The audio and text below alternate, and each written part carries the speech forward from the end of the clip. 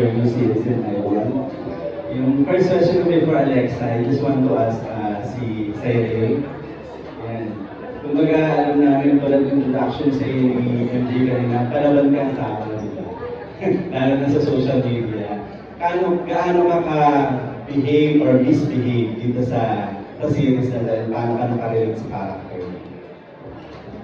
Dahil nga si Nix ay Miss Ma'am or may pagka-bakla siya dito. So I think doon kami may onting similarities kasi may mga araw naman na nagigising ako na parang gusto ko naman maging maklang babae.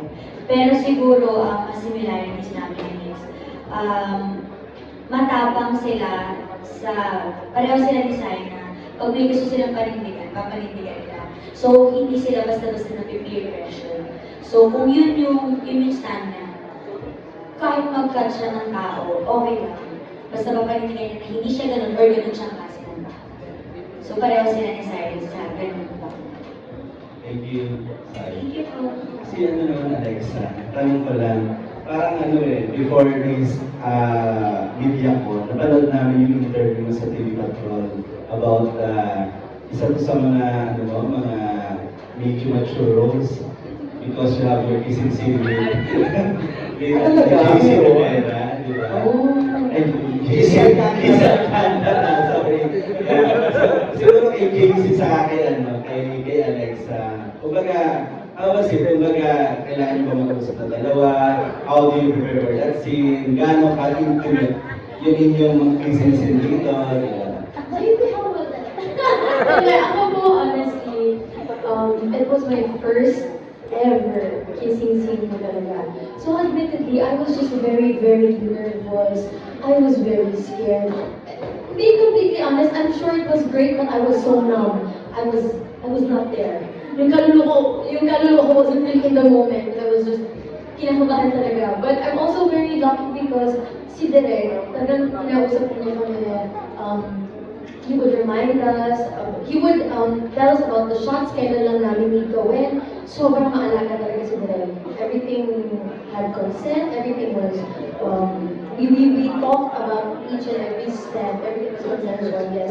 And I'm also very lucky kasi my first kissing scene was with such a great guy, which is si JC, na very, maalaga siya. I think, sinasabi ko nga, okay, this is, parang, ito yung will ni Lord. Kumabot na ako kay Lord. Sabi ko, Lord, ito talaga yung first. Bibigay ko talaga lahat dito sa Miss Pinil. So, go, gawin na natin ito. Kaya perfect din na si JC kasi he was such a very gentle partner, very hands-on din siya, very maalaga. So, I think it went well naman. But again, I was so out of it. I'm sure it was good. Again, I was so good. Ikaw sumagot. Parang dapat siya yung sumagot. Yun na nga, siguro follow up lang kay JC. JC, kumbaga, hindi lang siguro si Alexa yung lucky, kasi you're lucky, kasi ikaw yung first kissing scene niya sa on-screen, di ba? So, how was it? Sabi niya nga, it was good. Ikaw naman, how do you describe the kissing scene with Alexa? Si Alexa kasi, first scene ko, kissing scene agad. Like taping? Yes, taping ko agad. First day ko taping. Yes. Kasi before ko, ako talaga si Warren dito. Share ko lang din po. Okay lang po ba? Sabi mo na eh. Sabi ko naman na ako si Warren dito. Nag-prepare ako for Warren for almost 2 months. And then after nun, kinabukasan, JC, ikaw na si Cole. Wait. Ano ba ito? And then after nun, taping ko na agad. So, kinakabahan ako kasi hindi ko alam gagawin, hindi ako nakapag-prepare sa role na yun. Pero buti na lang, kinain ako ni Direk. And also, si Misbehave. Si Alexa, sobrang dream come true kasi sa akin nung makatrabaho si Alexa. Pangarap ko talaga makatrabaho siya before pa lang. Sinasabi ko na kay Direk. Promise. Legit. Yes. And then yun, first kissing scene namin, ready ako, sobrang ready ko. Tapos si Alexa, pinakabalan, sabi ko, don't worry. Gagabayan kita. Wow! Ako bahala sa'yo. Expert! ganito ang gagawin natin. Dahan-dahan ko lang ako. Ako na bahala. And then after of taping na, okay, go, kiss. Pag kiss ka ganun, ang lala, like, hindi first time. I mean, sobrang, in a good way, sobrang professionally. No, kasi yung mga ganung eksena, you want it done on the first date. Para wala na ang ulit-ulit, di ba? Unless Wala na. di ba? So, kasi ang sabi ko kasi first kissing scene. First kiss. So may second kissing scene? Meron. Okay. Pero sobrang professional eh. Nagustuhan ko yung pagka-strong niya, ni Alexa, na nakita ko kung paano siya kapalaban, na gusto niyang gawin para dun sa role na yun, na gusto niya panindigan, hindi, kailangan kong gawin to para kay Marla. And sobrang committed niya sa role niya, kaya sobrang wow. It just really shows yung professionalism Professional. ni Alexa. Diba? Direct, you wanna add? Hindi ko binabig kasi si JC na ano na to. Welcome po sa script call ng Miss Philippe. Story con pa lang po ito. Direct, siya daw originally was what? Yes, he was originally first Warren. Someone was Someone, some part of this. yes, someone was supposed to play Ooh. Cole, but I think the schedule didn't align. Okay. And ako naniniwala naman ako na kung sino talaga ang para doon, siya talaga. And I think nag-align talaga yung stars kasi I couldn't have asked a better Cole. And kung pumasok si Aki, he was supposed to play Warren from the get-go. January pa or February, I was trying to get in touch Si Akira. with Akira. Because So dalawa silang mag-warren dapat. and then, may iba pang role Okay. dapat si Joy. Pero guluhan na. Kasi in terms of casting, pero like, nung si Aki hindi kumende because he's doing, I think, promo for GYO, na-delay din yung kami. Yung shoot. So, tama-tama nung na-delay, he was already available. And at the time, nalipat na si JC as Cole. Tama-tama pumakante yung Warrior. And free siya to do it. So, parang ako, I'm really meant to be. Like, lahat ng nakast dito is meant to be here. Part of this. Yes. That's right. Thank you, Alan. Paano daw Alex? Wait, tayo ng follow up. Kaya talagang pinitayin siya sa sinabi ni Jinx. Parang ano lang yung reaction mo na parang Tama naman po. Correct naman. Parang, one thing about me, I think people can tell naman na palaban naman po talaga ako. Ang bukod sa palaban, ang word of my life na yun ay matapang din ako. So, yun din yung, that's what I had to channel for this game. Kailangan siyang tapangan.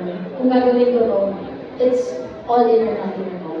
So, Thank you. Thank you po. Headline na kami palaban sa Thank you, Alan. Let's go with Zine Media. Wala? Okay. Question is for Alexa. How was it like working with DGYO Akira and Miss Bigay and DGYO Jello in The Chambermaid's Daughter? Who do you like working with more? Sorry. Drama! Actually, nagko-collect talaga ako ng Pokemon, no? Yung pong BGYO, pinakolect ko na yung mga iba. But, seriously, working with Aki, well, I worked with him na po kasi sa Your Face. So, nothing new, except this is acting naman. It's not singing, it's not performing. And it feels very refreshing. Na-refresh ako sa kanya and also with his character. Galing na galing ako sa kanya. I was telling, you're a natural. Yes! You're a natural at this. You should do it more. You should do it more often. Bagay talaga sa kanya and kahit ako as Marla, kapag siya yung ka-eksena ko, meron sense of hinga. Parang may peace na nararamdaman si Marla at pati na rin si Alexa. Parang yun yung hinga ko out of the heavy drama na ginagawa namin sa araw-araw. So it's been really fun. It's been fun. Yes, yes. Parang approve ang meeting dito. No, ayun. Na-enjoy ko po talaga. And also ang Jello, iba naman din kasi yung atake namin sa The Chambermaid's Daughter. Yes. And both I Want project. So maraming salamat naman po I Want. Thank you so much sa pagpuno ng aking schedule. Ibang-iba atake nila eh. Iba yung mga binibigay nilang dalawa sa akin. So, syempre, hindi po ako pwedeng pumili kasi may magalit. No, pero hindi na din pumili eh. Kaya ko naman lahat Old na lang. Sa kasi Akira, medyo ang dami ng experience sa acting eh. No? Medyo... Ano ko yan? Baka pa lang ako idol. Alright, thank you very much. I think LA Santos is here. Let's go, LA!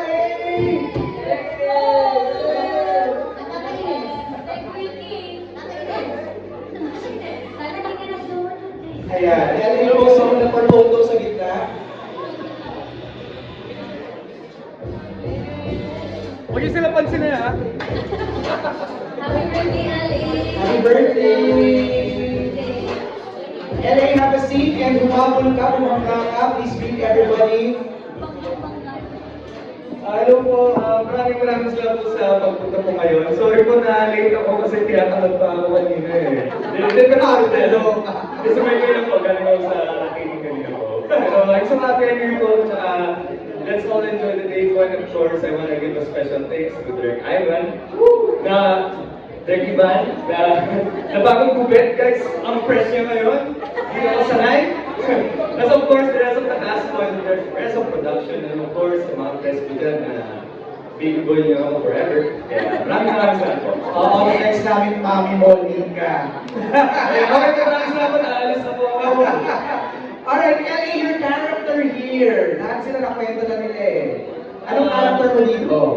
Yung po, I'll be playing Nico Alcera na ayoko na lang magsabi too much pero isa siyang character na very unique for me kasi meron siyang good and bad side na hindi siya may explain or hindi siya basta-basta pero may kita nyo yung struggle internally niya na at the same time you wanna be good and you wanna be bad. And of course, aside pa dun, ako yung ex ni April, which is ni Andy. Andy, yeah! I love you, Andy! Andy!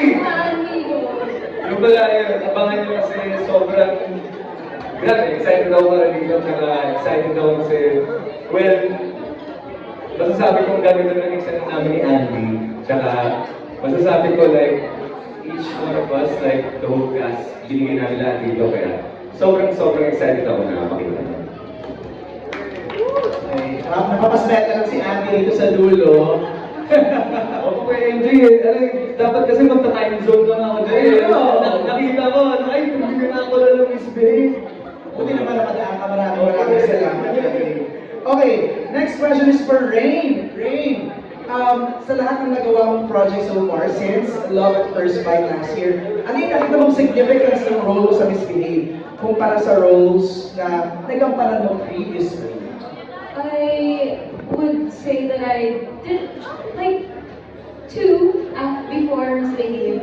So I feel like the significance of Farah from Love at First Bite is the support for the LGBTQIA+ community, being an ally. But for here, it's being a woman. It's woman empowerment. It's standing for what we are as a woman, the essence of being a woman, being caring and expressing our emotions and being undeniably ourselves without having to have the challenge for power and, you know, trying to prove yourself to the society and everybody or men. But also, like, this is girlhood, this is sisterhood, this is channeling our inner Beyonce.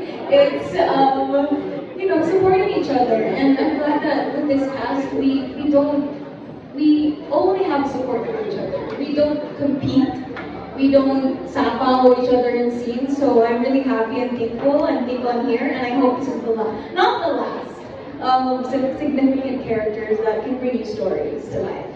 Thank you, Rain. Next question here for Rance. Rance, you've done award-winning performances in the past and have been talked about online. How does it feel to get such praise from critics and fans now that you're bringing your acting prowess in the series? You've done Kung Maupay Makit Panahon, very much critically acclaimed.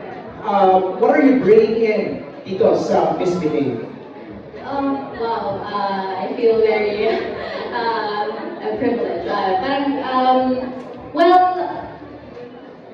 ano ba? Well, happy and of course grateful na lagi akong tinatrust for this kind of roles. And I feel like nag-start po talaga ako kasi talagang from the start talaga, wala po akong kakilala ako. Talagang ang kasama ko mom ko talaga, nag-audition ako and also parang I feel like nag-start ako raw talaga, parang may raw talent and all, and now na the more na nabibigyan po ako ng mga ganitong type of roles, mas more ako dive into the characters, kinikilala ko ay talagang, yun, I'm very, very happy and I feel so overwhelmed right now, but yeah, I'm happy, thank you po. Congratulations, Rans. Okay, before I give the mic to Chelly Grace, siya nagalang next. Ano si Chelly Grace? Right here? Ano na? Okay, later. I'll give you the microphone. Pero I have a question for everybody. Let's get candid and unfiltered, okay? Ano ang pinaka-misbehave moment na nagawa niyo na in your life? Zach, una ka nag-react ha? Wow! Una ka nag-react dyan. Misbehave moment you've ever done. Sai. Ako siguro yung sinurprise ko na lang yung parents ko na may 4 na piercing ako sa chest ko. Oh. Kasi hindi nila alam yung umuwi ako naka-turtleneck. Tapos nakita na lang nila pinost na ng studio. Okay. Ano yung nasa dibdib mo? Piercing ba yun? Sabi ko, Mama! Yun, pinaka-miss baby yun. Tapos umuwi ako kumakain ako ng lunch ng napakainit na naka-jacket. Oh my Kasi parang God. hindi nila malaman. Pero mga 2 days lang. Hindi na nila, 4 yan. 1, 2, 3. Wala na. Lalo siya, nireject. Nireject. Pero wala pa siya 1 year po.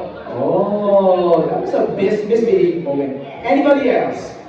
Ako ba po yung MVP? Ay, salamat, LA. Siguro masasabi kong pinaka-misbehave moment ko is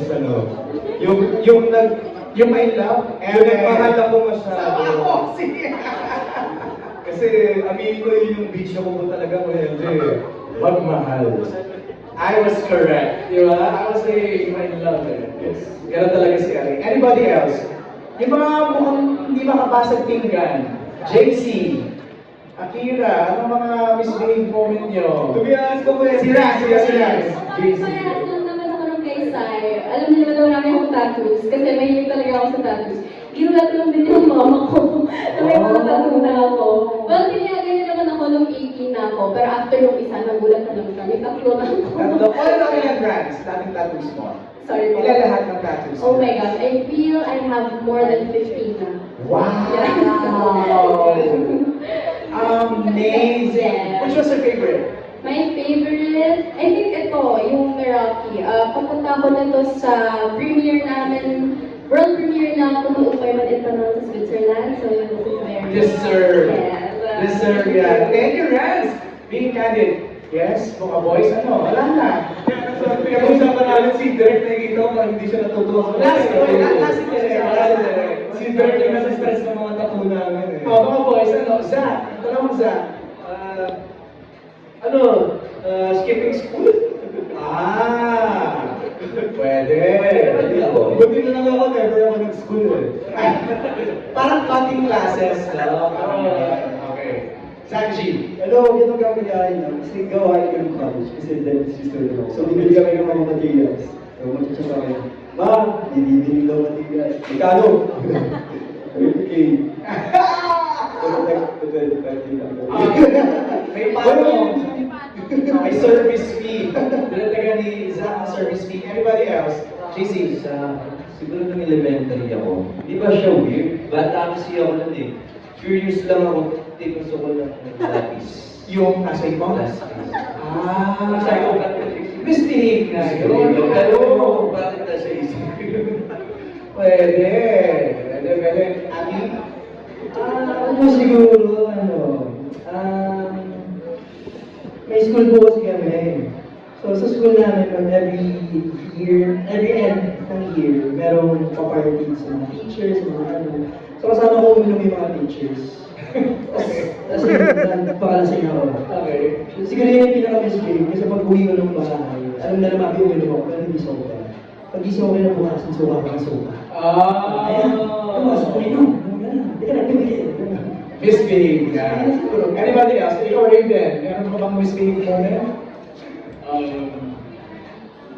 Kasi kami Ellie. Joke lang.